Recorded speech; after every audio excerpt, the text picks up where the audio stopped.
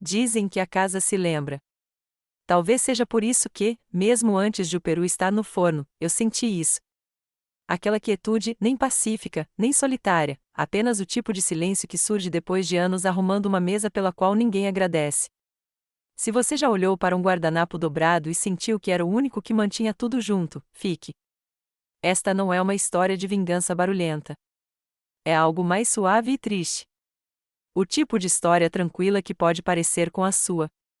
Na véspera do dia de ação de graças, passei a toalha de mesa velha, aquela creme com folhas de bordo douradas bordadas. Um pouco desbotada agora, mas ainda linda quando a luz bate direitinho. Meu falecido marido costumava me provocar por guardá-la apenas para feriados de verdade. Mas o dia de ação de graças sempre foi sagrado para mim. Alisei o tecido sobre a longa mesa de carvalho, a mesma mesa onde Mark costumava sentar, balançando as perninhas sob a cadeira e perguntando a cada 5 minutos se a torta já estava pronta. Naquela época, ele gostava de abóbora. Agora era noz pecan porque Jenna gostava de noz pecan. Ou talvez ele simplesmente tenha parado de se importar. Fazia anos que ele não pedia nada. Mesmo assim, fiz os dois. Sempre fazia os dois, só por precaução. Comecei a cozinhar naquela manhã por volta das 6 horas. Cranberries cozinhavam em fogo baixo com raspas de laranja. O peru estava em salmoura e secando na geladeira. E a mistura para recheio estava numa tigela de cerâmica perto da janela. Eu até imprimi cartões de lugar este ano. Bobagem, talvez. Mas me lembrei de como ela, minha neta, gostava de ver seu nome em letra cursiva.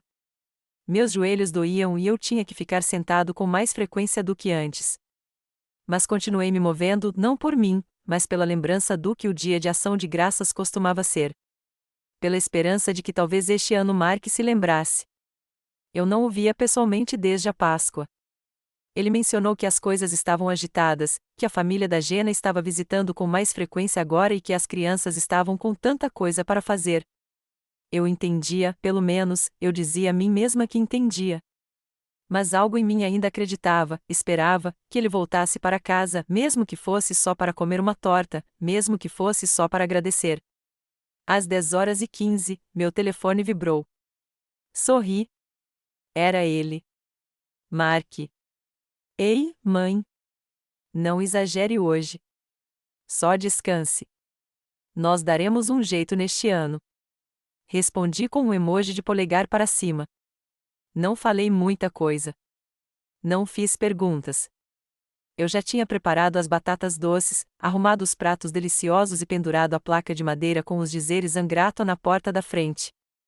Fiz demais. Sempre fazia. Mas é isso que você faz quando é a mãe, a âncora. Você faz demais por muito tempo, esperando que alguém perceba antes que isso te destrua.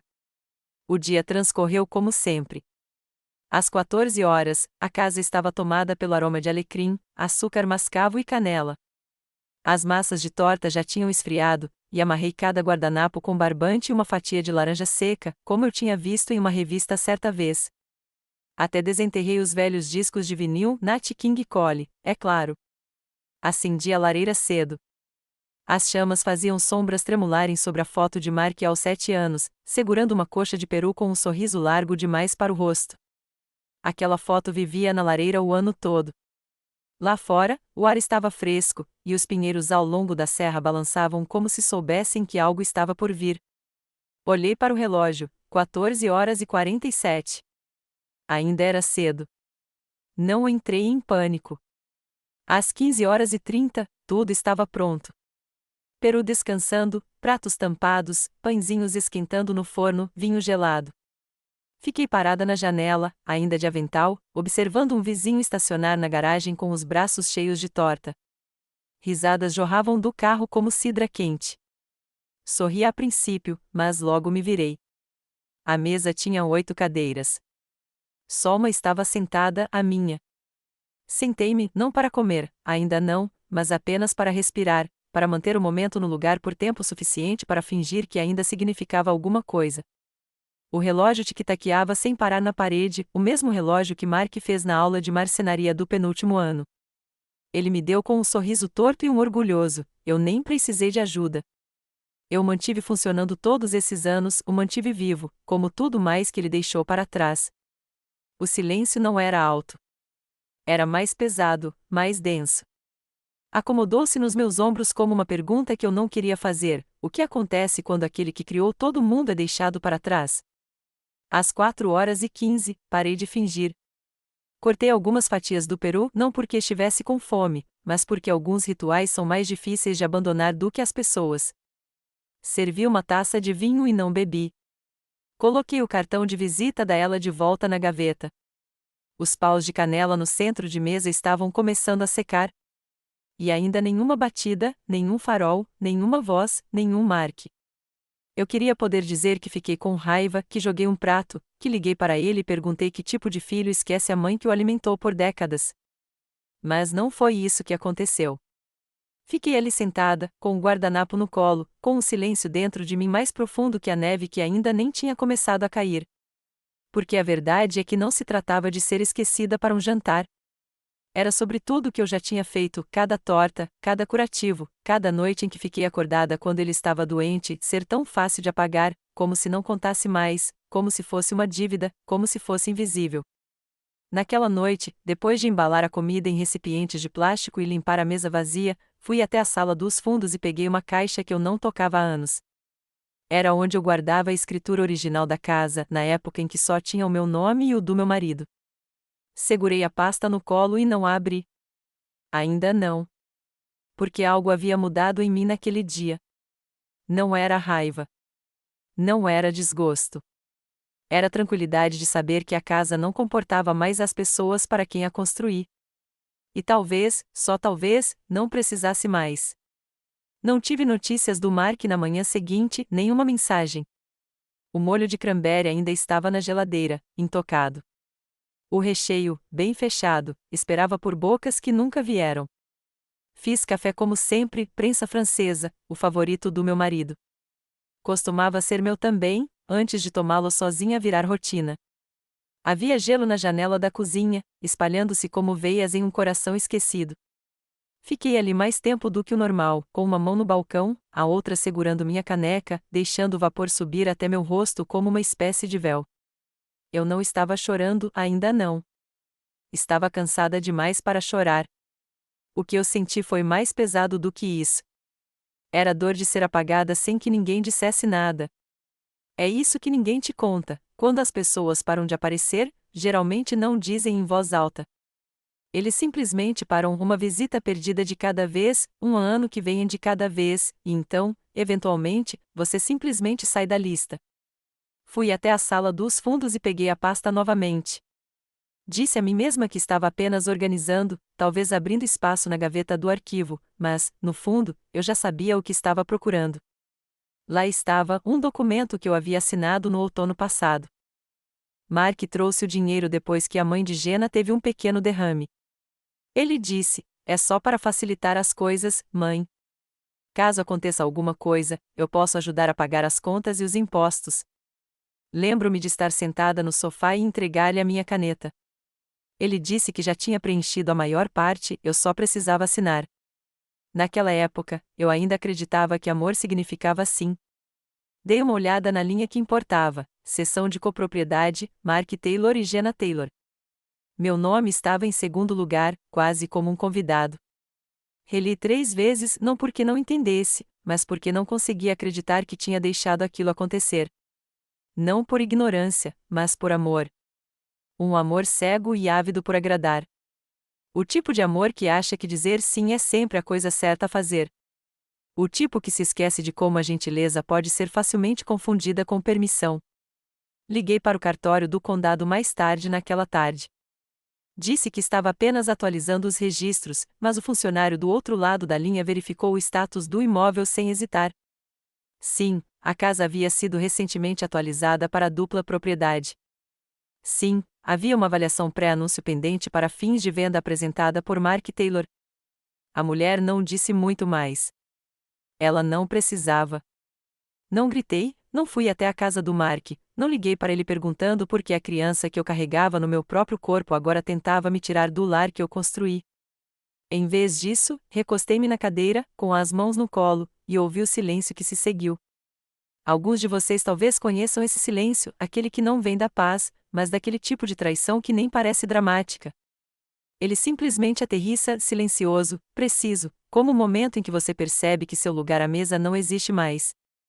Se você já sentiu isso, se já passou de amado a sobrecarregado sem que ninguém lhe dissesse isso na cara, deixe uma palavra nos comentários. Não uma história completa, apenas uma palavra que descreva o que você carregou e quem se esqueceu de agradecer. Nunca se sabe quem mais pode ler e se sentir um pouco menos sozinho. Mais tarde naquela noite, dei uma volta atrás da casa. Os pinheiros ao longo da propriedade estavam cobertos de geada. O ar ardia em minhas bochechas, mas era bom sentir alguma coisa, qualquer coisa. Fiquei parado na beira da clareira e olhei para o velho balanço para onde Mark costumava correr quando era menino. Não era usado há anos. Mas nunca o tirei, mesmo quando as correntes enferrujaram, mesmo quando o assento rachou por causa do sol e da neve. Porque parte de mim ainda guardava a forma do menino que ele um dia foi. Aquele que me trouxe dentes de leão amassados. Aquele que implorou por mais uma história antes de dormir. Aquele que costumava chorar se eu o deixasse muito tempo no corredor do supermercado. Para onde aquele garoto tinha ido?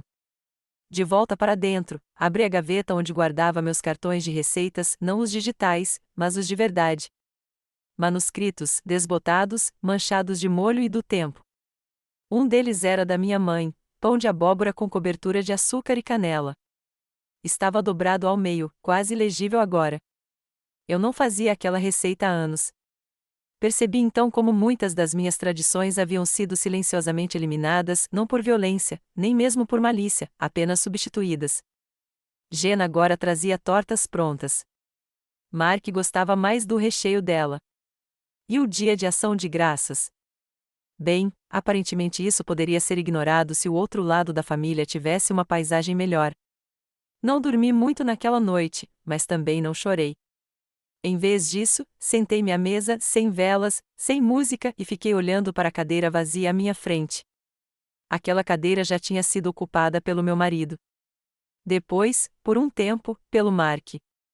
Mais tarde, pela ela, balançando as pernas e pedindo mais chantilly. Agora, era só uma cadeira. E, de alguma forma, isso parecia a coisa mais honesta que havia na casa. O problema da traição é que ela nem sempre chega como uma tempestade. Às vezes, ela se infiltra, silenciosa e educadamente. Ele calça sapatos familiares e fala com uma voz que você um dia amou. E quando você percebe que é uma traição, ele já reorganizou os móveis e começou a chamar sua casa de andele. Na segunda-feira depois do dia de ação de graças, fiquei na cozinha e não conseguia me lembrar do que tinha vindo buscar. Talvez uma toalha. Talvez os comprimidos que esqueci de tomar. Ou talvez eu só precisasse sentir que ainda pertencia a um cômodo que costumava ter o som do meu nome sendo pronunciado. Ainda estava arrumado. Os pratos tinham sido guardados. As tortas tinham sumido, dadas aos vizinhos. As sobras, lacradas e empilhadas no congelador como provas que eu não suportava olhar. Tudo parecia normal. Mas a casa não parecia mais minha. E o pior é que, legalmente, não era mais. Naquela noite, não acendi a lareira. Não acendi as luzinhas brilhantes sobre a pia da cozinha. O calor que eu costumava derramar naquele lugar começou a me dar a sensação de estar cuidando do jardim de outra pessoa, do jardim do Mark, e da Jenna também. Passei pela lareira e parei em frente à nossa foto de casamento. Meu marido estava desaparecido havia 12 anos. Tracei o rosto dele com o dedo. Ele teria percebido. Ele não teria assinado nada sem ler cada linha. Teria dito: querida, proteja o que é seu. Eles não querem fazer mal agora, mas um dia a conveniência os tornará descuidados. Não dei ouvidos. Confiei mais no amor do que na cautela. Na manhã seguinte, liguei para o advogado que cuidou do nosso espólio anos atrás. Disseram que ele havia se aposentado. É claro que sim. Tudo que era estável na minha vida parecia ter ficado quieto. Por volta do meio-dia, sentei-me nos degraus dos fundos com uma xícara de chá morno e observei o vento soprar entre os pinheiros. Era o tipo de frio que chegava primeiro aos joelhos, lento e doloroso. Um esquilo disparou pelo quintal, perseguido por nada. E eu pensei, eu também. Eu estava correndo em círculos, protegendo algo que ninguém mais queria, exceto para reivindicá-lo para si. Voltei para dentro e abri a gaveta onde guardava cartões antigos, de aniversários, datas comemorativas, Dia das Mães. Eram 22 cartões do Mark. O último tinha sido 5 anos atrás, genérico, sem mensagem pessoal, apenas com amor, Mark e Jenna. Costumava ser com amor, Mark. Aquele Ian parecia uma lâmina, uma borracha, como se eu tivesse sido rebaixado. Naquela tarde, sentei-me à mesa de jantar e abri todos os papéis da pasta de propriedades. Eu não sabia o que estava procurando, talvez uma prova de que eu não tinha imaginado tudo aquilo, talvez apenas um fio de controle ao qual me agarrar. E foi então que encontrei, escondido na contracapa, uma planilha de marketing de um corretor imobiliário descrevendo um forte potencial de venda e a previsão de preços para os anúncios de inverno. Tinha a data de hoje, impressa propositalmente. Eles planejavam anunciar a casa em breve. Fiquei olhando a página até os números se confundirem. Valor estimado de $387.000, chalé de 3 quartos, ideal para aluguel por temporada ou potencial para Airbnb. Minha casa, onde eu havia aconchegado uma criança doente, onde meu marido lia o jornal todos os domingos, onde eu enterrava minha dor depois de perdê-lo sozinha, mas cercada em segurança pelas memórias que eu ainda conseguia tocar. Agora, era apenas uma linha na carteira de investimentos de alguém. Não fiz o jantar naquela noite. Nem lavei a xícara de mais cedo. Deixei na pia como um sinal, algo está quebrado e não sei se quero consertar. Por volta das 19h02, meu telefone tocou. Olhei para baixo, era Mark. Não atendi, não porque não quisesse ouvir a voz dele, mas porque sabia que não podia mais confiar no que vinha com ela. Ele deixou uma mensagem de voz: Oi, mãe. Só para saber como você está. Espero que o dia de ação de graças não tenha sido muito solitário.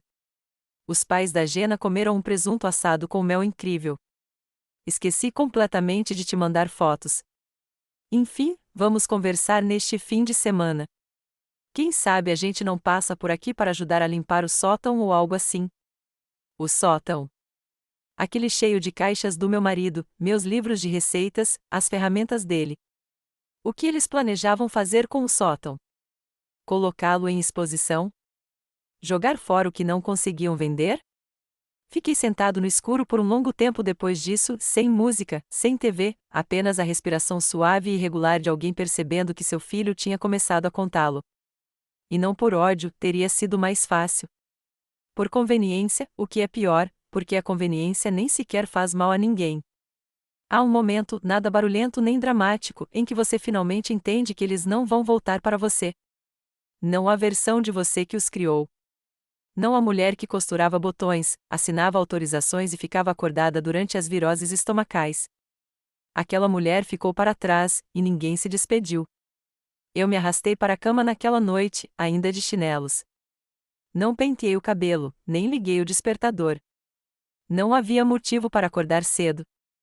O silêncio pressionava a porta como uma névoa espessa, invisível, por toda parte. Olhei para o teto e sussurrei: eu dei tudo a eles. Ninguém respondeu. Na manhã seguinte à mensagem de voz, sentei-me à mesa de jantar por 2 horas inteiras antes de me mexer, sem ler, sem escrever, apenas sentado. A luz da janela se infiltrava lentamente pelo assoalho, como se não quisesse me intrometer. Olhei para uma pequena rachadura na madeira que eu nunca tinha notado antes. Engraçado como os olhos só começam a ver as coisas depois que o coração foi partido. Eu não tinha comido. Não tinha tomado banho. Fiquei sentado ali, deixando o peso de tudo se acomodar não como uma tempestade, mas como poeira em móveis que não são tocados há anos. Eu sempre acreditei que amor e confiança eram a mesma coisa, que dizer sim ao seu filho era um ato de amor. Que se você fosse generoso o suficiente, gentil o suficiente, firme o suficiente, estaria seguro. Você seria valorizado. Mas a segurança, ao que parece, não está na papelada. Está em como as pessoas se lembram de você. E Mark não se lembrava de mim, nem quando assinou os papéis, nem quando fez o cadastro, nem mesmo quando deixou uma mensagem de voz falando sobre presunto, mas não sobre como eu estava. Abri meu laptop. A tela brilhou demais no início. Apertei os olhos e cliquei para acessar a pasta de documentos compartilhados. Mark a havia configurado para mim anos atrás, disse que era mais fácil ajudar a gerenciar as coisas.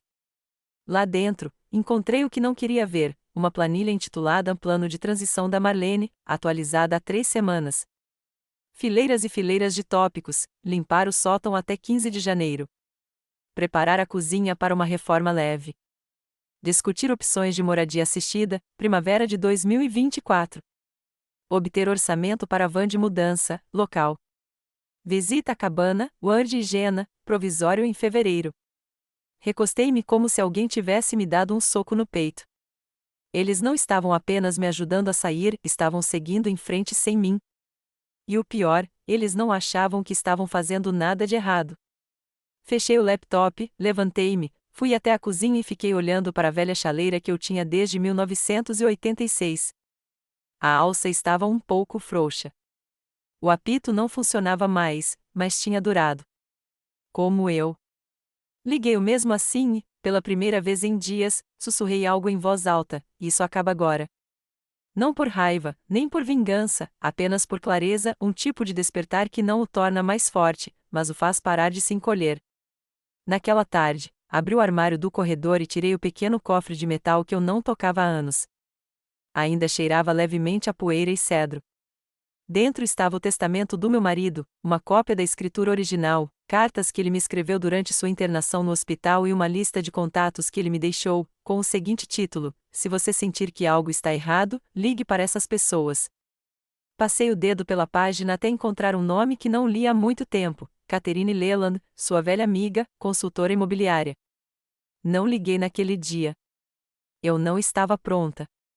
Mas coloquei a lista no balcão da cozinha, bem ao lado da caneca que Mark me deu no Dia das Mães. Nela estava escrito: melhor mãe de todas. Aquela caneca não era usada há mais de 1 ano. Mais tarde naquela noite, fui até a varanda dos fundos. O ar estava mais cortante do que o normal. O vento trazia um silêncio que parecia diferente agora, não vazio, mas límpido, como se algo tivesse deixado o espaço. Pensei no dia em que entrei nesta casa pela primeira vez, com a tinta fresca ainda ecoando. Eu havia preenchido cada canto dela com vida, serpentinas de aniversário, lição de casa na geladeira, caçarolas, risadas, discussões, café da manhã, noite sem dormir, dançando descalço ao som de Motown quando ninguém estava olhando. Não era apenas uma casa. Era uma vida. E, de alguma forma, eu permiti que ela se transformasse em um ativo na planilha de outra pessoa. Esse foi o meu erro. Voltei para dentro, peguei meu caderno e anotei uma lista: verificar a escritura. Encontrar um novo advogado. Rever todas as contas. Ligar para Catherine. Chega de esperar. Então, rasguei a página, dobrei-a cuidadosamente e coloquei-a no bolso do casaco. Naquela noite, penteei o cabelo, lavei o rosto e acendi uma vela ao lado da cama, não porque alguém veria, mas porque eu ainda estava ali. Recusei a foto do Mark no meu criado mudo, não para puni-lo, mas porque finalmente entendi algo que não queria admitir. O amor que eu havia dado a ele nunca deveria ser uma moeda corrente. Não era um adiantamento de fidelidade. Não era um depósito do qual ele pudesse sacar. Não era um motivo para manter meu nome em nada.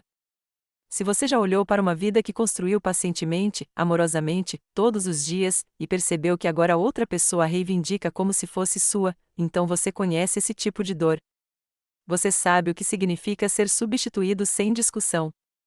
Você sabe o que significa ter sua foto ainda na parede, mas seu nome fora da escritura. Você sabe o quanto é difícil parar de esperar. Mas talvez você também saiba, assim como eu agora, o quão libertador é finalmente parar de se encolher para se encaixar na ideia que outra pessoa tem do que é melhor para você. Naquela noite, pela primeira vez em muito tempo, tranquei a porta não por medo, mas porque finalmente sabia o que estava trancando.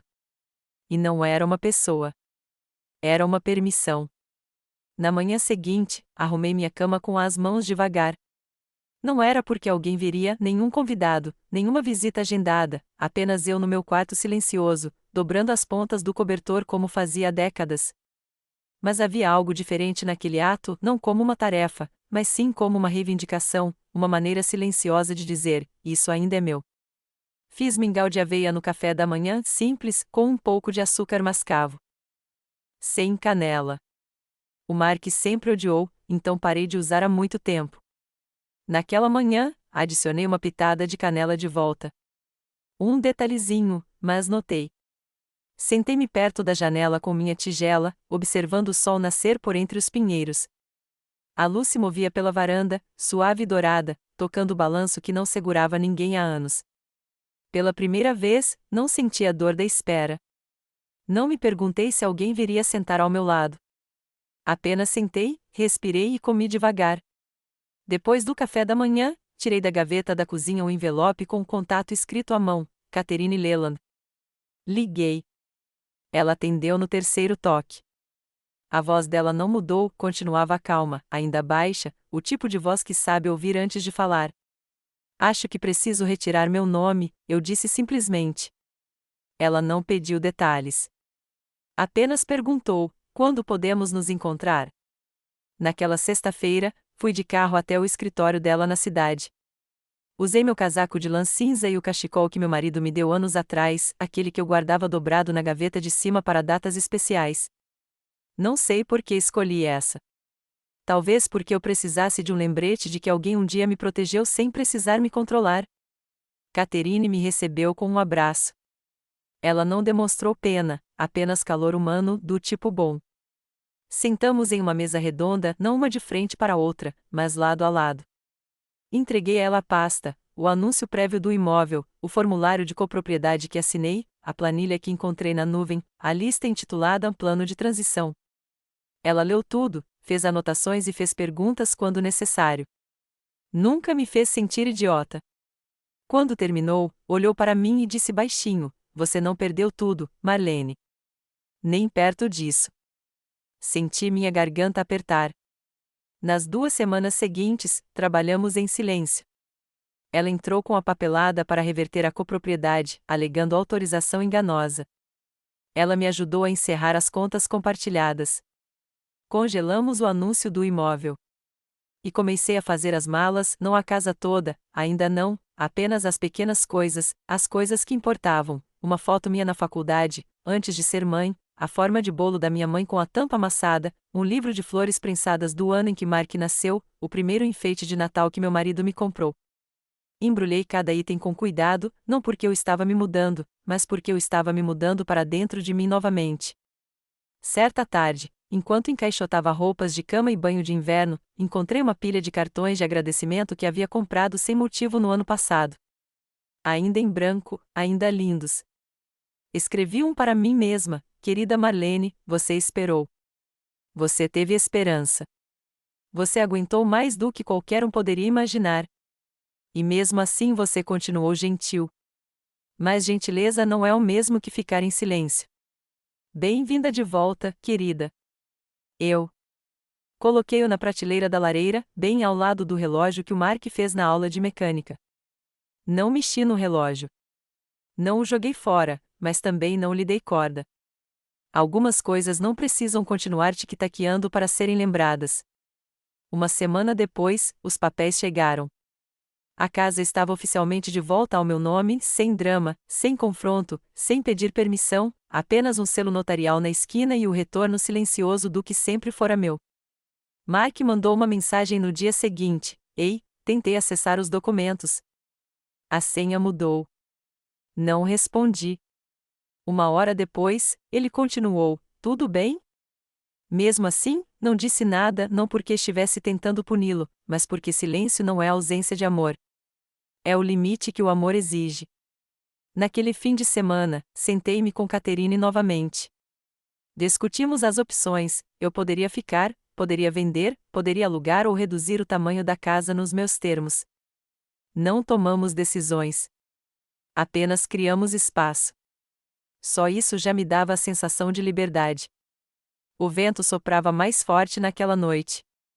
Acendi uma fogueira não porque estivesse frio, mas porque eu queria.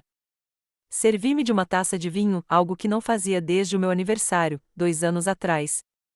Brindei ao silêncio, não à solidão, mas ao retorno de uma voz que eu pensava ter perdido. A minha.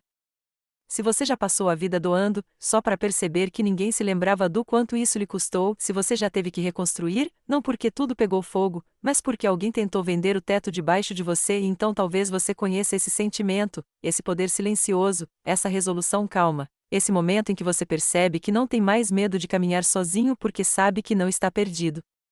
A placa de à venda nunca foi colocada. Eu havia pedido especificamente por isso, sem placas, sem visitação, sem vizinhos espiando por entre as cercas vivas. Quando você constrói uma vida em silêncio, não precisa de plateia quando ela termina. Catherine me apresentou a um comprador discreto, um casal de aposentados do Novo México. Sem filhos, só queriam árvores, espaço e um balanço na varanda. Disseram que a casa parecia habitada, mas com um toque de sofisticação. Gostei disso. Apertamos as mãos. Assinei papéis. Não chorei. Na manhã da visita guiada, fiz uma pequena torta de maçã não para eles, não mesmo, só para deixar a casa com um cheirinho de amor mais uma vez. Passei por cada cômodo uma última vez. A cozinha ainda ecoava a lembrança das panquecas matinais. O corredor ainda tinha as leves marcas a lápis da altura de Mark, registrada dos 4 aos 10 anos. O espelho do banheiro tinha um arranhão no canto. Lembrei-me de como aconteceu, Mark estava escovando os dentes e dançando ao som de uma música do rádio. Sorri e apaguei a luz. Naquela tarde, sentei-me na varanda com um cobertor sobre os joelhos e a chave guardada num pequeno envelope branco. Levei muito tempo para colocá-la ali, para entregá-la sem ressentimento, porque o que eu senti agora não era perda. Era realização. O som de pneus no cascalho quebrou o silêncio. Não precisei olhar para cima. Eu sabia que era ele, o mesmo carro, o mesmo ritmo de abertura de portas, a mesma hesitação nos passos. Mark. Ele caminhou até o pé da escada da varanda, com as mãos nos bolsos do casaco como um adolescente pego entrando escondido e atrasado. Mãe, disse ele, baixinho. Eu não respondi. Deixei o vento preencher o silêncio entre nós. Ele olhou para a frente da casa e depois para o canteiro de flores que eu tinha limpado na semana passada. Ouvi dizer que você vendeu a casa. Assenti uma vez. Ele esperou que eu dissesse mais alguma coisa, mas não o fiz. Então veio a frase que eu esperava: você não acha que foi meio repentino? Quer dizer, esta é a casa da família. Virei-me para ele lentamente. Não, Mark, eu disse, com a voz calma. Foi. Era a casa da família. Mas você se esqueceu disso enquanto eu ainda estava lá? Ele piscou, tentou sorrir como se isso pudesse suavizar as arestas. Nós nunca tentamos te machucar. Eu sei, eu disse. Mas você fez. Ele subiu um degrau. Levantei a mão delicadamente. Foi o suficiente. Seus ombros caíram. Ele me pareceu mais velho de alguma forma, não mais sábio, apenas mais consciente do que havia perdido, mesmo que não conseguisse nomear. Ainda dá tempo, sabe, ele ofereceu, de conversar, de consertar as coisas. Assenti novamente, mas não disse sim, porque consertar algo exige que ambos vejam a ruptura. E ele ainda não a viu. Levantei-me, dobrei o cobertor e coloquei-o no banco. Estou indo agora, disse eu simplesmente. Para onde? Perguntou ele. Olhei para além dele, em direção aos pinheiros, à estrada, ao céu aberto. Um lugar onde eu não precise pedir para manter o que já construí. Ele não me seguiu. Ele não me chamou. Ele apenas ficou parado ali, me observando descer as escadas e entregar o envelope ao agente que esperava perto do carro. Da última vez que girei a chave na ignição daquela entrada de carros, não olhei pelo retrovisor nenhuma vez. Porque quando você deixa algo que nunca te viu de verdade, não precisa se despedir. O novo lugar não era chique, apenas uma pequena casa branca perto dos limites da cidade, com persianas azuis e uma varanda que recebia a bela luz da manhã. Ninguém morava lá havia algum tempo. Mas eu gostava disso, significava que o espaço ainda não tinha aprendido a esquecer alguém. Desfiz as malas aos poucos durante a semana seguinte, pendurei uma foto do meu marido, coloquei um livro na mesa lateral e plantei alecrim em um vaso no parapeito da janela. Coisas pequenas, mas todas minhas. Um dia, recebi uma carta não do Mark, mas da ela, minha neta. Uma única página.